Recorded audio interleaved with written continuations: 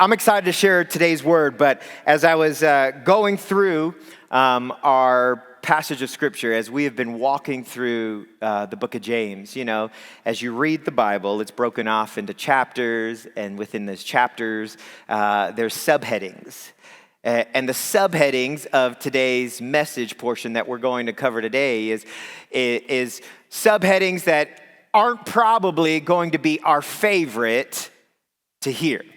And those subheadings have to do with this idea of patience and suffering. Right now, half of you have probably already checked out just hearing those two words. But let me really ask this question for some of you. How many of you guys like to wait? Probably a dumb question to start off a sermon. But referencing like we wait in lines, no one likes to wait in lines, am I right? No one likes to wait in traffic. Like if you really want to test your patience, try driving up the I-17 on a weekend, you know, and you only got 2 lanes trying to head up north to Flagstaff. Like that can truly test your patience. Or maybe you find yourself, if you're in the season of kids, you find yourself waiting a lot on your kids, whether it be from sports practices or dance recitals. Some of us get impatient when we're waiting at the checkout stand. I'm going to give you guys a quick test, okay? Now, this test will show if you are an impatient person. When you're at the grocery store, you go in, you're only going in to grab a few items. You know you are an impatient person if you're standing at the checkout lane that says 10 items or less, and you are counting the objects of the person in front of you because you feel like they have way too many, items to be in the self-checkout line. You know what I'm talking about. Sometimes you're like, hey, that's 11, you shouldn't be standing in this line. You know, if that is you, you are an impatient person. When you look at this idea of waiting, we say it all the time when it comes to things within, life. I can't wait for this to happen. Like, I can't wait for this to come. Like maybe Christmas, when we look at seasons, we're like, I can't wait for Christmas. And then like 2 days later, I can't wait for it to be over. I pack everything up, I put it away, I'm back to normalcy within my life. There is a lot of waiting that goes on within our life. It feels like we are always waiting. But let's be honest, when it comes to this idea of patience and waiting, let's be honest, we're not very good at it. We have a hard time when it comes to waiting. And the reason why is we live in a culture right now that is very driven by efficiency and productivity. It's where businesses make their money, that they get you in and they get you out. Like I remember my very first job was McDonald's. And the goal when you worked at McDonald's, when you were in the drive-thru line, is it was 90 seconds or less. From the time they ordered their food, they paid for their meal, they were out in the drive-thru line, 90 seconds or less. Like, can you imagine that? Like from the time you order, you cook your food, you get it. And then if you did not do it within 90 seconds, we got in trouble as a staff, but also people get grumpy driving through the line like, where is my food? We live in this on-demand society where streaming services is like everything has to be now. We think about Amazon when we look at our products that we order. Like, let's be honest, how many of you, if it's not Prime, like if you can't get it within that day or 2 days, you don't order from Amazon, am I right? Like, you're like, I want it now and I need it now. Because we do not like to wait. Any of you out there, when it comes to microwaving your food, like you don't let the buzzer shut off, like you get that impatient, like if it's set for 2 minutes, like you're sitting at the microwave and it's like 10 seconds, oh, it's gotta be done by now. Like you don't let it beep. Because oftentimes, human nature and our desire is that we do not like to wait. But this is where we have to understand, as James has been walking us through this letter, this book, as he's been writing it to persecuted Christians, he's been writing it to the church, this letter continues to show us how to live the Christian life. From starting at chapter 1, as we are going to wrap up next week through chapter 5, he is showing us how do we live this Christian life out. And this is what he wants us to understand today, that we have to embrace that the Christian life is a life of waiting. This Christian life, as we follow Christ, is a life of waiting. And here's where it gets hard, is because we want God to work now. We want our problems to be solved now. We want our lives to change now. We want transformation to happen now. We want God to show up now. And he does in certain instances, in situations. But oftentimes, there's a waiting period. And where this gets uncomfortable is this idea that we have to wait. But I want to remind you today that when we look through God's word, we often see that the men and women of the Bible went through waiting periods. Let me remind you of just a few of them. Abraham, he waited 25 years for his promised son that God said that he would have. The Israelites waited 40 years until they entered into the promised land. David had to wait 14 years. He was on the run. He was hiding. He was fighting off Saul before he could take the throne that God had promised him. Jeremiah told God's people that they would be in exile for 70 years and they would have to wait. And when the angels finally appeared to the shepherds in Bethlehem, God's people had been waiting 400 years since the prophet Malachi had spoken a single word from God. And so if you find yourself in a waiting season, I want to let you know, you're in good company. But here's the thing, it is a call that we have to do the uncomfortable thing. And we've been called to wait in the middle. We have been called to live in the middle of this wait. In the middle of the wait is what theologians believe is the already and the not yet. We have been called to live, the already has happened. Christ has already paid the price. He suffered, he's died, he rose again. The word has been given, his spirit has been given. But it's the tension of the not yet. Sin has not been completely defeated. This world has not yet completely been restored to what it has designed, what God had designed it to be. And not yet has his kingdom finally come. We have been called to live smack dab in the middle of the already and the not yet. And yes, we can be thankful for God's grace, but daily we are aware that there's more to come, and we're called to do a difficult thing, which is wait. What we have to realize, though, when we look at the waiting, how we wait makes a difference. What you are waiting for changes the way that you wait, doesn't it? If you know that there's something on the horizon as you are waiting, if you know that this will be beneficial, if you know that it will help you, if you know it's something that has been promised to you, you can wait a little bit differently. But if you go through something hard and it's difficult and you're not seeing the outcome the way that it should be, you wait differently. So it's important that what we're waiting for changes how we wait. And James begins to tell us what this wait is all about. That the Christian life is a life of waiting and knowing what we're waiting for and how it changes how we wait. In this waiting season, in the middle of the wait, it's important that we wait well. Because honestly, we can find ourselves in seasons of our life where we'll wait, but we're anxious, we're annoyed, we're disappointed, we're angry, we're frustrated. But James says as we live this Christian life, he talks about the importance of waiting well. So what does it mean to wait well? Well, I'm glad you asked. So this is what it means. It means that we wait for the right thing and we wait for it in the right way. James tells us that it's done with patience, endurance, and perseverance. Now, some of us, we hear those words and we're like, nope, nada, none. Like, can you give me a different way that we need to wait? Because patience is a challenge.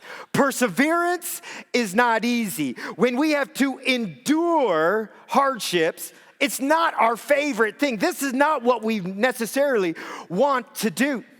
This is how one pastor put it. He says, on this side of eternity, your circumstances will feel uncontrollable. People will seem unchangeable, and problems will seem unexplainable. He says that's not abnormal. He goes on to say that is the normal Christian life. Things are uncontrollable, things are unchangeable, things are unexplainable. And when we hear that, that's enough to make anyone quit. And I think that's why oftentimes people have thrown in the towel when it comes to their Christian faith, because they've looked at this life's journey in the waiting process. They've looked at the wrong finish line. They've looked for the resolution of the right now. God, solve my problem now. Fix what I'm going through now. Give me what I need now. But what James is saying here in chapter 5, as we begin to break it down, he says that there is a finish line, and too many people have moved the finish line to the present, to the here and now, instead of the eternal, where God has a plan for each and every single one of us. What needs to happen is that we need to learn to wait for the right finish line. So what does waiting well look like? Well, let's take a look in James chapter 5, starting in verse 7. He says, be patient. Therefore. Now, this word therefore is that we have to understand what is therefore. And he's talking about, remember last week when we talked about the issue with the ungodly wealthy people and how they were these landowners who took advantage of the poor people. They took advantage of the people in that society, that they wouldn't pay them their right wages, or ultimately they wouldn't give them what they deserved. And so what would happen is that these people would live their life, on bare means, and ultimately even some of them experienced death because of the hardships and the cruelty of these ungodly wealthy people. And so James is telling him, those people that have endured these hardships, that are crying out to God for mercy, he says, be patient until the coming of the Lord. See how the farmer waits for the precious fruit of the earth, being patient about it until it receives the earthly and the late rains. You also be patient. Establish your hearts, for the coming of the Lord is at hand. Really, when we look at waiting well, the first thing that we have to do is that we have to be patient. That we've got to stay focused on serving God even when we don't see the outcome of our labor. That we very well may not see the outcome of what we are hoping and we're pursuing for, but we will stay faithful and focused on God. James uses some examples in this passage, and the first one he talks about is the farmer. Now, let me ask you, I know that we are not necessarily in an agricultural type of society right here in the city of Phoenix, but some of you grew up on farmlands and have been surrounded by them within your life, and you understand that farmers, are they passive while they wait? No. Farmers are some of the most hardworking people. Once they plant the seed, it's not like they just stand back and do nothing. They are constantly at work knowing that eventually as the seed that they planted will produce a harvest in the right time. And the reason why they are able to wait, though, in the midst of their work is because they know that God controls the rains, that God will bring the harvest. The farmer can wait because he understands that change is taking place within that seed, even though he can't physically see it with his own eyes. He knows that as the seed is planted in the ground and God brings the waters and the rains and is being fertilized and nutrient, he knows as that seed is in there, it produces roots, and then those roots will grow into the soil, and then it produces a plant, and it begins to blossom, and it grows, and then eventually that plant will bear fruit. You see, biblical patience is understanding that what we are waiting in the midst of our circumstances in this life is not meaningless. It is not fruitless. But we understand, just like that seed in the middle of the wait, there's something that is happening within inside of us. That we need to understand that there's this radical transformation taking place in the midst of the wait. And here's what I think we need to understand, that waiting isn't only about what you'll get in the end, but waiting also changes who you become while you wait. It's not about what you're desiring as the end result, as what you are waiting for. But you're understanding that God is doing something within your spirit, within your heart, and within your life. That wait is just as important as the final result. And it's the same way that seed is growing and that crop grows and it produces fruit. God is changing our heart, and he's using that wait to transform us, to bear the image of Christ, and to bear fruit for his glory. Waiting has meaning and purpose. The farmer gets that as he plants that seed and has to wait for the harvest. The question is, as believers, do we get that? That we may have to go through waiting seasons if we're waiting for something for God to do within our life. Patience can be defined as this: quietness of heart, rest of soul in the face of uncomfortable delay. But this is what sin does within our life. Sin causes us not to like delay. Because sin causes us to shrink our world down to the present, to the me and mine, to the here and now. And that's why James is reminding us, what are we waiting for? And he says, it is for the coming of the Lord. We cannot understand the call to patience unless you view it from a perspective of eternity. So he calls us in our waiting seasons to wait well. You've got to be patient. The second thing he calls us to is that we have to establish our hearts. Verse 8 says, you also be patient, establish your hearts, for the coming of the Lord is at hand. James understands that for us in this waiting season, often it introduces this war on our heart, this war within our emotions. Waiting exposes like our flesh and our weakness, doesn't it? When we're in the midst of a waiting season, we struggle with thoughts of like, God, do you not hear me? God, I've been praying and I'm not seeing the answer. We wrestle with doubt. We wrestle if, in fact, he is with us, that his promise says that he'll never leave us nor forsake us. But honestly, in the waiting season, we feel like he's nowhere around. Honestly, the war within our hearts can be the very thing that pulls us away from this Christian life, because we feel like, though we know that God is good, we feel like he is not good in the midst of our circumstance and the promise and the provision that he says that he'll give us. And there's a war being fought within our hearts in the moments of waiting.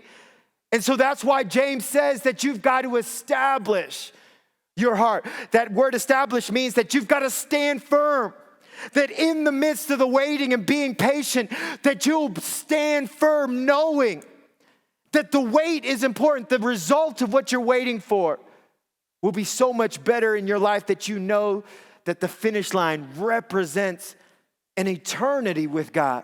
That he will redeem all the things that you felt like you have lost, that you felt like you've considered that has been hard and difficult, and you did not see God move in the way that you thought he would.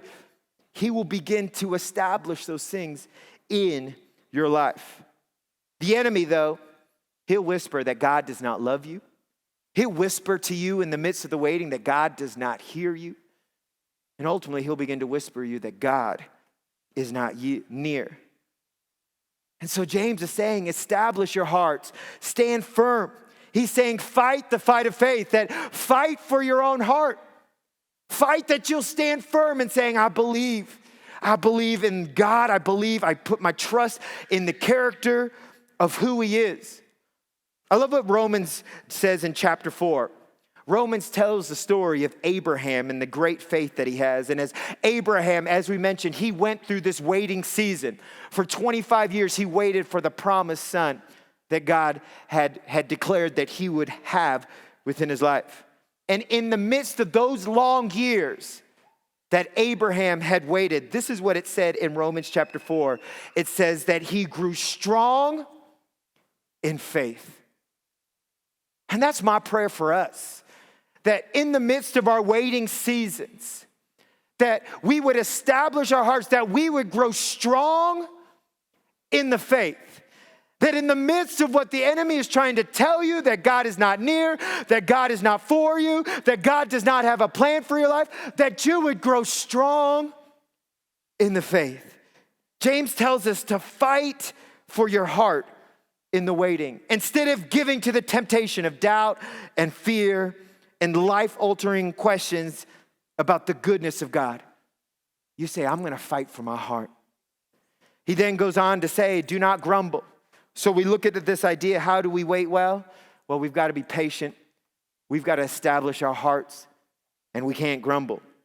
Verse 9 says, don't grumble against one another, brothers, so that you may not be judged. Behold, the judge is standing at the door. As an example of suffering and patience, brothers, take the prophets who spoke in the name of the Lord. It's important that we don't grumble, as James. And sometimes we take grumbling light, like, oh, it's not a big deal, a little bit of complaining. But James says it's a big deal. That Jesus stands at the door, that ultimately he is a good judge, and he will bring judgment the way that it should be seen fit within our lives and in the people and in the coming end of this world. But it's real easy sometimes when we don't get what we want, when we're stuck in the waiting, to grumble. Am I right? Oh, I can't believe this is going on. I can't believe they did that. I can't believe my boss is doing this again. I can't believe I'm stuck in this traffic and they don't know. They recognize that I'm important and I should be here from there, here to there in no time. So please part ways. Like we can easily grumble about a lot of things within our life. But here's the thing. When we grumble, we declare distrust in God's character and ultimately his sovereign rule over our lives. When we grumble and complain, we're ultimately complaining against God, because grumbling is a way of the flesh. Really, grumbling is a way of fear. Like we give into that fear that things might not happen within the wait, and so we grumble, we talk about it. But we have to be reminded that that's a part of our sinful nature. James reminds us that Jesus is this judge and that God will take care of what you are going through in the midst of your suffering and in the hardships and in the waiting season. God will take care of us. So in the meantime, is our life a life of grumble, constant complaining, or is it an example of faith where it says, God, I trust you. I know I don't see the end result right now, but I trust your character and I trust your goodwill for my life. Just as you don't necessarily see the seed that is germinating, that is producing roots, that is beginning to grow, just as you don't see it right away, I don't see how you're working, but I'm going to trust you knowing that there is an end result that will produce something great within my life and for my life. Patience also produces a character and hope, and this is what Paul says in Romans chapter 5 in verse 3. He says, not only that, but we rejoice in our sufferings, knowing that suffering produces endurance, which is patience. And endurance, patience, produces character. And character produces hope. And hope does not put us to shame, because God's love has been poured into our hearts through the Holy Spirit who has been given to us. Here's the thing. We can't neglect how God can and will make us more like him in the presence of our hardships. When we endure, he will make us more like him. And no matter how grim it may get, we have a hope beyond this world. And that spirit inside of us guarantees that this life that we're living is not the end result, that there's something more to what we are living on this earth for, and that God has something great for us. So everything that is happening in the here and now, it prepares us for our then. He goes on to give us, James, this encouragement of people who have endured these hardships. He mentions the prophets and he mentions Joel. Again, it says in verse 10, as an example of suffering and patience, brothers, take the prophets who spoke in the name of the Lord. Behold, we consider those blessed who remain steadfast. You have heard the steadfastness of Job, and you've seen the purpose of the Lord, how the Lord is compassionate and merciful. You see, when we read the Old Testament, when we read about the prophets of the Bible, we understand that they knew what it meant to live before God in between the already and the not yet. They lived in the middle of the wait. The Bible tells us that prophets preached things that they didn't understand. They proclaimed things with their eyes that they would never see. They were willing to go under this great duress of circumstances and hardships and persecution. They were able to endure all of those things, to be faithful in speaking the truth of God. You think about Jonah, he wrestled with this delayed obedience within his life, and God taught him that salvation is his alone. And in the midst of the patience of him waiting in the belly of a fish, he began to see that God had a plan for Nineveh. And so he could be that prophet to help save the people of Nineveh, because God was working in the midst of Jonah's heart to do what he had called him to do. Another hardship, we look at Jeremiah. He was treated horribly. He was beaten. He was thrown into prison. He was left for animals to shred him apart. He was thrown into dungeons. God entrusted the words of Jeremiah, though, even in the midst of all of his persecution. And Jeremiah understood that the reason why he endured this hardship, and even though he would maybe never see the things that he was to proclaim, he was under great duress because he understood the character of who God was. He understood the nature that God is still good no matter what. And he did not allow his hardships and his duress, his distress, to define God. And I think that's the key when it comes to living this Christian life. That in the midst of the difficult things that we go through, that we do not allow that to define the character of God. Because it's real easy when things are going well to worship and thank God for his provision. But can we be content with his presence?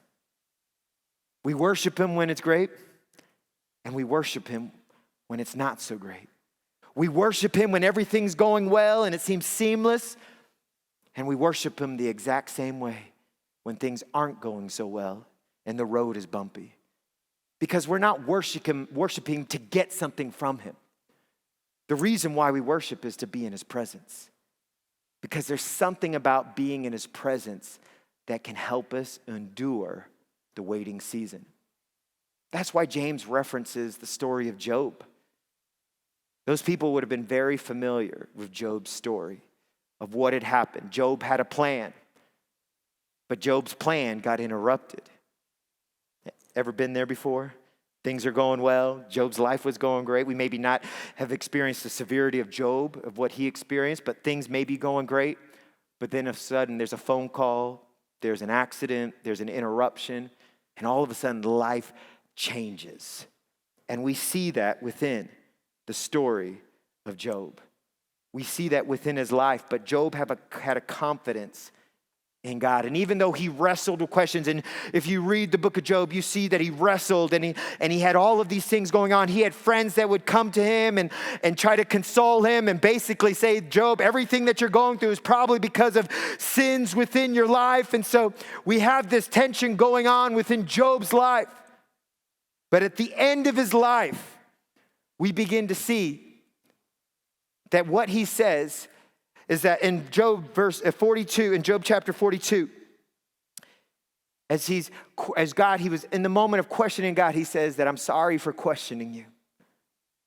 And that he was content ultimately, even though he did not understand. Job didn't get his answers from God, but ultimately he says, I understand and I am content with your presence.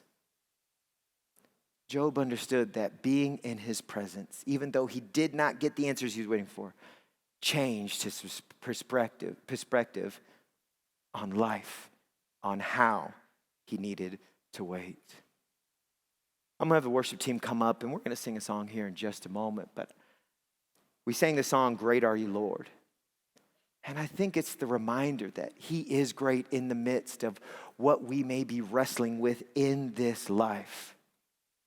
I remember I saw an illustration long ago that from Francis Chan, and he referenced this rope. And it stuck with me because I think it's important that we understand that he talked about how this rope represents a timeline of eternity, a timeline of our life. And he said that this piece right here represents this life, the here and now. And sometimes we work really hard to do certain things within our life, to save all that we can, do all that we can, to experience maybe a good life towards the end of our life, the here and now. Life is but a vapor, as we've learned within the book of James, that this is all we have in the timeline of life. And this represents the rest of eternity. And the important thing that we understand is what we do in this small span of the here and now determines how we experience the rest of our life. What we do in these moments, how we wait well through our suffering, how we experience the good, the bad, how we experience this life matters to what we will ultimately experience in the rest of eternity. And James is reminding us that in this Christian life, there will be suffering. There's hardships. You know, the interesting thing about Job's life is that he was a righteous man when we read his story, but yet God still allowed him to endure those hardships within his life to produce something more within his heart. And he came to the understanding that, God, I don't understand, but I am content with your presence in the hardship and in the suffering. And what we begin to see is that God restores back to Job those things that were lost. And it is a foreshadowing of what's to come in the rest of eternity, that if we can wait well, if we could be patient, if we can establish our hearts that when we go through difficult things, that we will not allow the enemy to tempt us, to lie to us, to cause us to doubt. If we could find ourselves not grumbling in our life and circumstances, but we continue just to give praise to God with our life that stands firm, that we say, God, I trust your character and I have confidence in who you are, despite whatever I go through. Because I know that the finish line is not here in this earth, not here in this moment. The finish line is the rest of eternity. So when we go through things, struggles, and not to say that we can't pray for these things to pass within our life. We have that ability, and we'll learn that next week about how we can pray for God to meet those needs. But even if he does not meet those needs, in the midst of those hardships, in the midst of our suffering, we'll say that this life is not the finish line, that I've waited well, that I've endured the suffering, because I know that we serve a just judge that ultimately sets us apart for the rest of eternity. I'm going to ask us to stand to our feet today, and I want us in the midst, I know that people are wrestling through some challenges, some hard things. And maybe you don't quite see the light at the end of the tunnel. You're not sure where things are at, but you know ultimately that what you are waiting for makes a difference. And you know that ultimately we're waiting for what God will do in our life, whether it be in the here and now or whether it be in eternity. Knowing that he has a plan for our life, knowing that the ultimate goal is not to live well just in this life. The ultimate goal is to be with him. So as we sing this worship song here in just a moment, as we're talking about great are you, Lord, it's your breath, it's in our lungs. It's when we declare that, if you're going through something difficult right now, I'm going to actually have our prayer team come forward, and we're just going to pray for you. We know that there's some challenges right now. Maybe for you, it's something physical. You're waiting, you're suffering in your body, and you're waiting for God to bring forth a healing or just a touch from God. And so you would love someone just to pray with you. Maybe it's a difficult decision that you have to make in your personal life, and you feel like you're suffering and you're waiting. Maybe you need someone just to pray with you about that. Maybe it's a financial, maybe it's just you're finding yourself stuck in this waiting period, and you just need someone to surround you with their faith, with their love, with their prayers, to believe for those things, that if it's God's will, he'll answer them in the here and now. But if not, we understand that it's his presence that we can be content with, knowing that he loves you, that he's for you, and that he's with you. So as we worship the song, if that's you, if you just want to go ahead and come on up, if that's you, if you would just like prayer, and then we'll take a moment to end service. If not, then we're just going to worship and be in his presence and thank God that in the midst of our suffering, in the midst of our pain, he still is great within our life. Let's worship today.